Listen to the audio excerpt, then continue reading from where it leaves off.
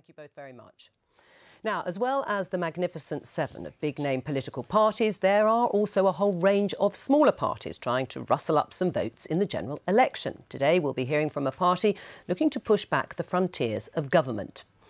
The Libertarian Party was founded in 2008 and believes that the state should be as small as possible.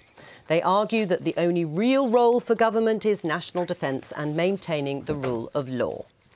The party wants to see MPs replaced with Swiss-style direct democracy and referendums. They say the welfare state is unsustainable and is essentially just borrowing money from unborn generations. In their 2017 manifesto, they have committed to abolishing a range of taxes, including income, inheritance and capital gains tax. In principle, they believe in the free movement of people, provided migrants receive no state support. Well, we've been joined in the studio by the party's deputy leader, Will Taylor. Welcome to the Daily Politics. You say you believe in a small state and abolishing most taxes, but you propose a Gordon Brown tax to pay off the national debt. So are you just replacing one set of taxes with one very large one? It's a really good point you make, actually, and it's something that we've wrestled with.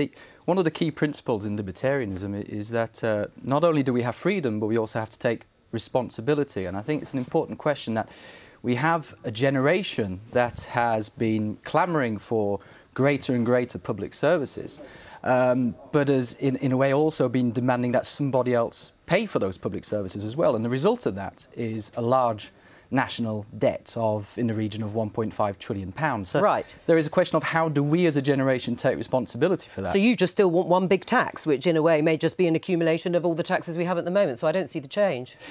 Yes, that certainly might be an option for us. The difficulty is that how do we pay off this debt? Do we pay it off now or do we leave it to our children? That is a question we're wrestling with. All right, well, let's have a look at the question. How would you pay it off? Well, you're suggesting a 10% corporation tax, which is obviously considerably lower than it is at the moment. How would that help pay off the deficit and the debt if we brought corporation tax down to 10%? It's a good question.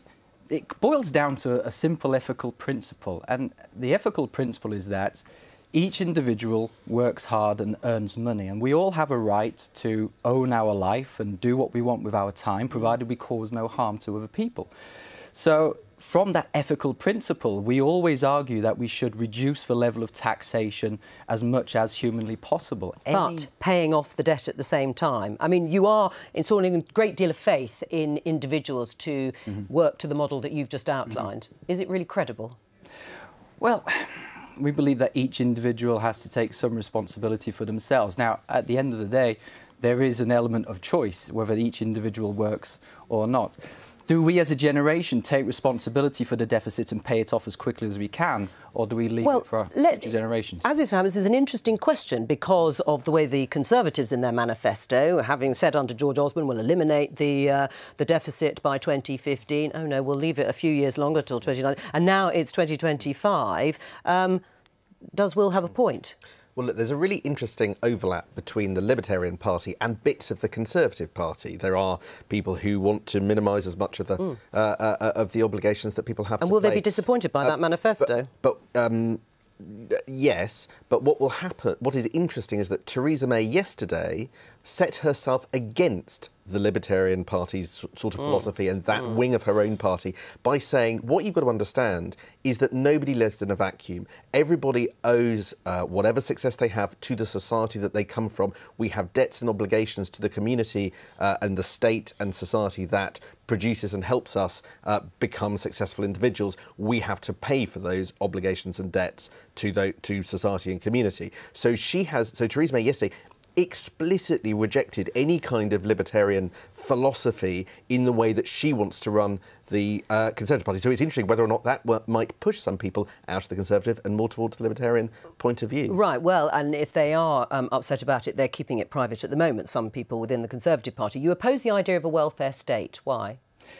In general, I think, well, it boils down again to an ethical principle that we work hard, we earn our own money, and therefore we believe that we should have more freedom and choice in how that money is spent. But what about people who couldn't afford healthcare or school system if you went private with the schooling? Well, actually, we're not suggesting that we do go private with schooling. What about inequality? I mean, power isn't just a matter of the state, it's also a matter of wealth, including private wealth and corporate wealth. I mean, don't we need the state to provide some kind of challenge to sources of power that are to do with private wealth? Yeah. I agree that there are lots of problems in society, and the Libertarian Party, like all of the parties, wants to solve those problems. We are effectively on the same side. What we argue about is how. And basically we ask a very simple question. Is it possible to solve those problems by giving people more freedom and more choice? Now, sometimes it isn't. And in that case, there may be a role for government. But if it is possible, is it not right to at least try? All right, Will Taylor, on that question being posed, we'll let you go. Thank you. And you didn't frankly have the balls to put country before party.